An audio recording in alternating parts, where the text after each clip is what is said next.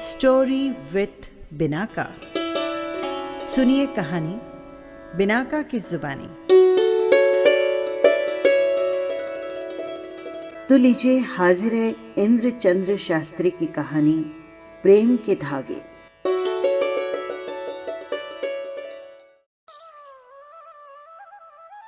मंदिर के एक कोने में एक मुनि समाधि लगाए बैठे थे, दुनिया की बातों से बेखबर, आत्मचिंतन में लीन। इतने में बहुत सी बालिकाएं खेलती हुई वहां पहुंची। उनकी आंखों में भोलापन था, गति में चंचलता, हृदय में उत्सुकता और वाणी में मृदुलता थी। वे सभी यौवन अवस्था में पदार्पण कर रही थी। बालिकाओं ने दुल्हा दुल्हन का खेल प्रारंभ किया। सभी ने मंदिर के एक एक स्तंभ को अपना पति चुन लिया। श्रीमती बच गई, उसे कोई स्तंभ न मिला।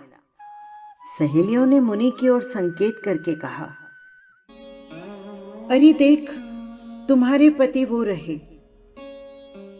श्रीमती ने मुनि को ही अपना पति मान लिया। थोड़ी देर खेल खेलकर बालिकाएं अपने अपने घर चली गई। मुनि भी दूसरे स्थान पर विहार कर गए। श्रीमती सयानी हुई। उसके पिता बसंतपुर के बड़े सेठ थे। विवाह की बातें प्रारंभ हुई। भला कन्या बिना विवाह के कैसे रह सकती है? हमारी सामाजिक व्यवस्था ही ऐसी है। कन्या को किसी की वधू बनना ही पड़ता है। श्रीमती के लिए भी ये प्रश्न उपस्थित हुआ। माता पिता प्रतिदिन वरों की चर्चा करने लगे, किंतु श्रीमती को ये चर्चा बिल्कुल भी अच्छी नहीं लगती। वो एक व्यक्ति को अपना आराध्य देव मान चुकी थी, उसे पति के रूप में स्वीकार कर चुकी थी। ये कार्य खेल में हुआ या गंभीरता के साथ, इस बात को वो महत्व नहीं देना चाहती थी। वो तो एक ही बात जानती थी कि उसने अपने हृदय में एक बार किसी को पति मान लिया है। आखिर पति और पत्नी का संबंध एक कल्पना ही तो है। संसार के सभी नाते कल्पना मात्र हैं। मानो तो सब कुछ है और न मानो तो कुछ भी नहीं। श्रीमती मान चुकी थी, अब वो वहां से हटना नहीं चाहती थी। उसने अपने विचार अपने माता पिता के सामने रखे। माता ने कहा, बेटी, ये तेरा भोलापन है, तेरी अज्ञानता है।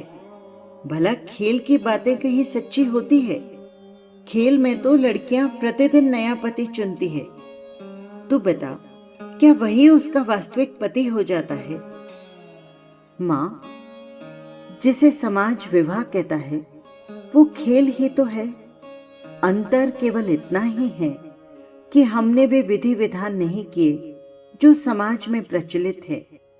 वहां न अग्नि साक्षी थी और न कन्यादान हुआ और न उसका पाणी ग्रहण हुआ।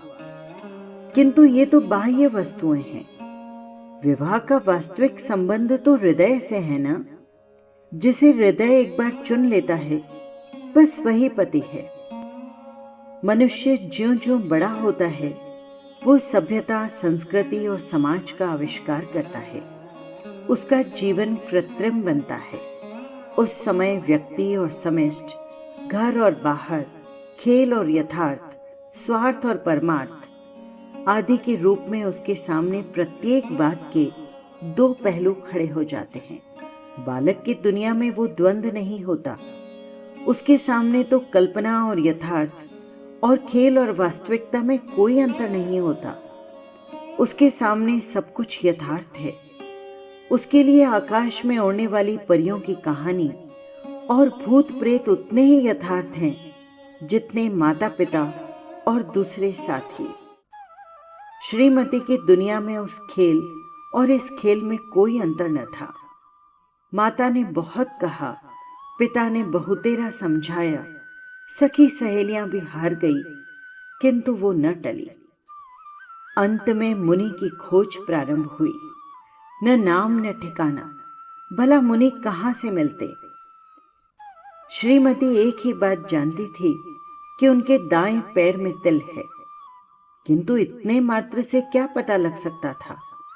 ये भी तो विचारणीय था कि घर बार छोड़ सन्यासी बनने वाला वो महापुरुष विवाह के लिए कैसे तैयार होगा? भला वो इस बंधन में क्यों फंसने लगेगा? सब निराश होकर बैठ गए। सोचा था कुछ दिनों में लड़की के विचार बदल जाएंगे, किंतु वो नहीं बदली तो नहीं बदली। इस प्रकार कई वर्ष बीत गए। मुनि घूमते घूमते एक बार फिर बसंतपुर में आ पहुंचे और लोगों के साथ श्रीमती भी वहां दर्शनार्थ गई। उनके पैर देखते ही उसने मुनि को पहचान लिया। श्रीमती को अपने इष्ट देव मिल गए। आद्रक मुनि एक राजकुमार थे। संपत्तियां और भोग विलास उनके चरणों पर लौटते थे। उन सबको तुच्छ समझ उन्होंने भिक्षु व्रत अंगीकार किया। फिर भला वो उस ओर कैसे आकृष्ट होते। सभी प्रलोभन बेकार गए, सभी दबाव व्यर्थ सिद्ध हुए। किंतु श्रीमती हताश न हुई। उसने सोचा, त्यागी को त्याग द्वारा जीता जा सकता है, भोग द्वारा नहीं। यदि मैं वास्तव में उनकी पत्नी बनना चाहती हूं तो मुझे उनके योग्य बनना चाहिए। ये सोचकर उसने कठोर तपस्या प्रारंभ कर दी। आद्रक कुमार का हृदय भी पिघल गया। श्रीमती की साधना के सामने उन्हें झुकना पड़ा। जिसे अपने सुख दुख की तनिक भी परवाह न थी, जो प्रफुल्ल हृदय से मृत्यु का आलिंगन करने के लिए तत्पर था, वो भक्ति के सामने झुक गया। उसने बंधन में फंसना स्वीकार कर लिया। जो व्रत उन्हें जीवन भर से भी प्यारा था, जिसके सामने समस्त संसार को तुच्छ समझ रखा था, भक्त की भावना से प्रेरित हो उसे भी त्यागना स्वीकार कर लिया। वो श्रीमती की प्रार्थना को नहीं ठुकरा सके। मुनि वेश छोड़ वे गृहस्थ बन गए। विवाह किया, संतान हुई। पूर्व निश्चय के अनुसार उन्होंने दोबारा दीक्षा लेने का विचार प्रकट किया। श्रीमती ने कहा, सुनिए, अभी बालक छोटा है। जब ये चलने फिरने लग जाए तब जैसे आपकी इच्छा हो कर लीजिएगा। समय बीतते देर नहीं लगती। बालक चलने फिरने लगा। आद्रक कुमार ने फिर अपना विचार प्रकट किया। श्रीमती चुप रही।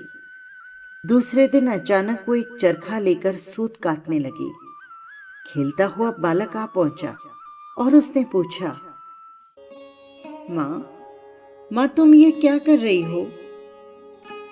बेटा, तुम्हारे पिताजी घर छोड़कर जाने वाले हैं।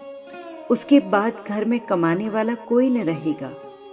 अब चरखा काटकर अपना और तुम्हारा पेट भरूंगी। माता ने दुखी स्वर में उत्तर दिया, लेकिन मैं पिताजी को बांध दूंगा, फिर वो कैसे जाएंगे? बालक ने बाल सुलभ भोलेपन के साथ कहा। उसने उसी समय कते हुए सूत के 2 गोले उठाए। आद्रक कुमार लेटे हुए थे। उसने जाकर उनके चारों ओर सूत लपेट दिया। पिता ने लेटे लेटे ही हंसते हुए पूछा, अरे तुमने मुझे क्यों बांध दिया? तुम भागना चाहते हो ना पिताश्री? मैं तुम्हें नहीं भागने दूंगा। देखो तो अब कैसे जाते हो? बालक के स्वर में दृढ़ता थी। पिता प्रेम के उन धागों को नहीं तोड़ सके। वो अपनी हार मान गए। लेटे ही लेटे बोले, अच्छा बाबा, नहीं जाऊंगा, अब तो खोल दो। नहीं, तुम चले गए तो? नहीं जाऊंगा बेटा, विश्वास रखो। बालक ने धागे खोल दिए। आद्रक कुमार ने अपने निश्चय को फिर स्थगित कर दिया। बालक जब तक युवा नहीं हो गया तब तक घर बार छोड़ने का विचार उनके मन में फिर नहीं आया। बस यही थी कहानी। आपको कैसी लगी कमेंट बॉक्स में ज़रूर लिखिएगा। और हाँ, यदि आपने चैनल को सब्सक्राइब नहीं किया है तो कर लीजिएगा। फिर मिलेंगे किसी नई कहानी के साथ। जय जिनेंद्र।